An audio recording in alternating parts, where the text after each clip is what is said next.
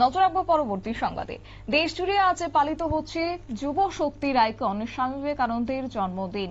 163তম জন্মবার্ষিকী আজ পালন করা হচ্ছে দেশ জুড়ে এবং তারই মধ্যে যুব শক্তির এই আইকনকে জন্মবার্ষিকীতে শ্রদ্ধা জানিয়েছে ত্রিপুরা প্রদেশ কংগ্রেসের পক্ষ থেকে। রবিবার আগরতলা কংগ্রেস ভবনে তার জন্মবার্ষিকী পালন করা হয়েছে, যেখানে আজ উপস্থিত ছিলেন যুব কংগ্রেসের রাজ্য সভাপতি নীলকমল সাহা, ছিলেন প্রদেশ কংগ্রেসের সভাপতি আশিস কুমার সাহা সহ কংগ্রেসের অন্যান্য নেতৃত্বরা।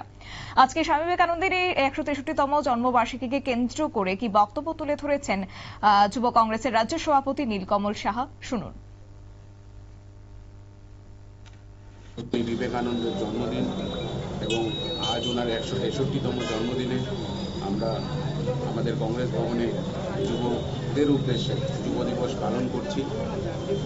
এবং স্বামী বিবেকানন্দ সবসময় একটা কথা বলতো যে যুবকরা যেই দেশে স্বতঃস্ফূর্তভাবে দেশের জন্য কাজ না করে সেই দেশের উন্নতি কখনো হয় না।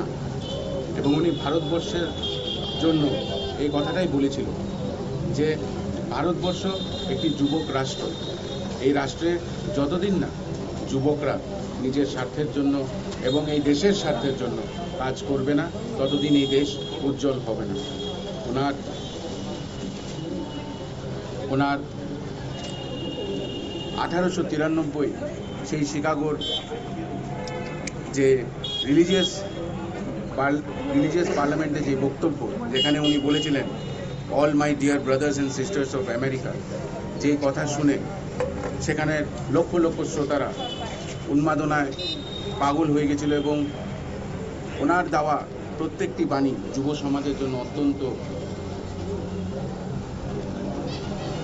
কাজের। এবং আমি মনে করি উনি সবসময় একটা কথা বলতেন, take one issue and think of that issue, fight for one issue and think of that issue. That issue should be so strong in your mind that all your muscles, all your vein and all your blood should speak out of only one issue. Leave all the issues alone and fight for one issue.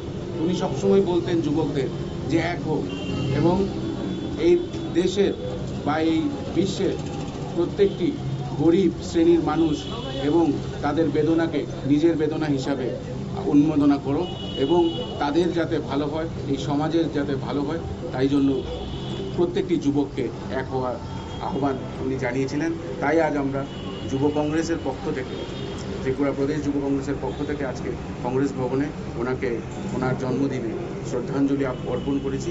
এবং আপনারা শুনেন যুব কংগ্রেসের রাজ্য সভাপতি নীলকমল সাহার বক্তব্য। এবং আজকে একই সঙ্গে শ্রদ্ধায় স্মরণে পালন করা হয়েছে আজকের এই দিনটি। এবং স্বামী বিবেকানন্দের 163তম জন্মবার্ষিকীকে কেন্দ্র করে আজকে আগরতলা কংগ্রেস ভবনের সামনে ওনার প্রতিকৃতিতে পুষ্পার্ঘ্য অর্পণ করেছেন এবং ওনার প্রতি শ্রদ্ধা জানিয়েছেন। এবং সেই সঙ্গে আজকে নীলকমল সাহা রাজ্যের যারা যুবক রয়েছে এবং বা দেশের যারা যুবক যুবতীরা রয়েছে তাদের উদ্দেশ্য কার্যত স্বামী বিবেকানন্দের বাণীগুলি তুলে ধরে তিনি যুবকদের এগিয়ে যাওয়ার আহ্বান রেখেছেন। নিয়ে নিচ্ছে ছোট্ট একটি বিজ্ঞাপন বিরতি, সঙ্গে থাকুন।